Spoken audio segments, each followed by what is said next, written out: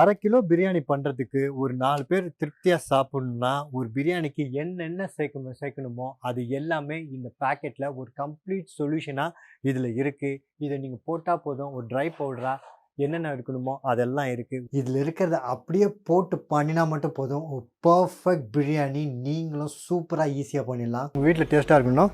Number வருதுல்ல, இப்போவே order பண்ணுங்க. என் அன்பு வணக்கம். இந்த வீடியோவில் கம்ப்ளீட்டாக ஒரு விஷயத்தை பார்க்க போகிறோம். அந்த அரிசியில் என்னென்ன ஆச்சரியமான விஷயம் இருக்குன்றதை பார்த்துடலாம் வாங்க. இது சாப்பிடும்போது கேன்சர் வராமல் இருக்கிறது தடுக்கவும் உதவுது.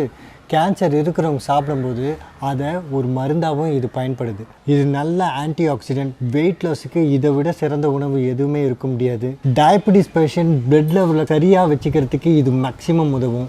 பிளட்டில் இருக்க கொலஸ்ட்ரால் லெவலில் மெயின்டைன் பண்ணுறதுக்கு இது கண்டிப்பாக உதவும். கண் சம்மந்தமான ஹெல்த்துக்கு இம்ப்ரூவ் ஆகிறதுக்கு இது ரொம்ப உதவும். டைஜஷன்ஸுக்கு ரொம்ப ஹெல்ப்ஃபுல்லாகவும் இது இருக்கும். இது ஏதோ சுகர் பேஷண்ட் சாப்பிட்றது இல்லைனா கேன்சர் பேஷண்ட் வந்தவங்க போயிட்டு இது சாப்பிட்டா அவங்களுக்கு நல்லது அப்படிப்பட்ட அரிசியில் தினம் எல்லோரும் சாப்பிட வேண்டிய அரிசியில் இதுவும் ஒன்று.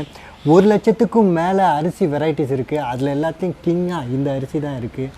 கருப்பாக இருக்கிறது எனக்கு ஒன்றுமே பிடிக்காதுங்க. அதாவது வெள்ளைன்னு 4 தடவை பாலிஷ் பண்ணி வெறும் குப்பையாக இருக்கிற அந்த ரைஸை நமக்கு தான் பிடிக்கும் அப்படின்னு நினைக்கிறவங்களுக்கு கண்டிப்பாக இது உங்களுக்கு தேவைப்படும் நான் நினைக்கிறேன்.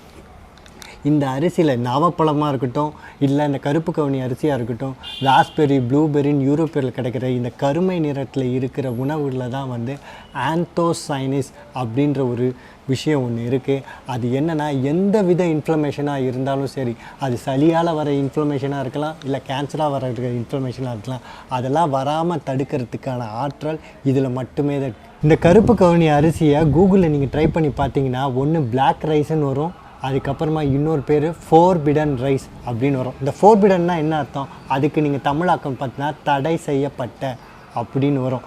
அப்படின்னா தடை செய்யப்பட்ட அரிசி. அதாவது சைனாலையும் பர்மா, பூட்டானெல்லாம் இது பயிரிடுவதற்கு காமன் மேன் சாப்பிடக்கூடாதுன்னு பயிரிடுறதுக்கு ஒரு காலத்தில் தடையே பண்ணியிருந்தாங்க.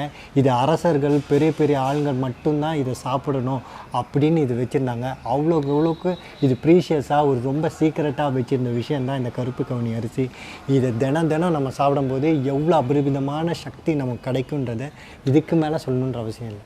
இது ஏதோ பேஷண்ட்டுக்கான உணவு இல்லை, தினசரி வீட்டில் இருக்க எல்லாருமே சாப்பிடக்கூடிய உணவு. இதில் வேணால் கஞ்சி எப்படி பண்ணணும், டேஸ்ட்டே எப்படி பண்ணணுன்னு வேணும்னா நீங்கள் சொல்லுங்கள், நான் கண்டிப்பாக உங்களுக்காக நான் பண்ணுறேன்.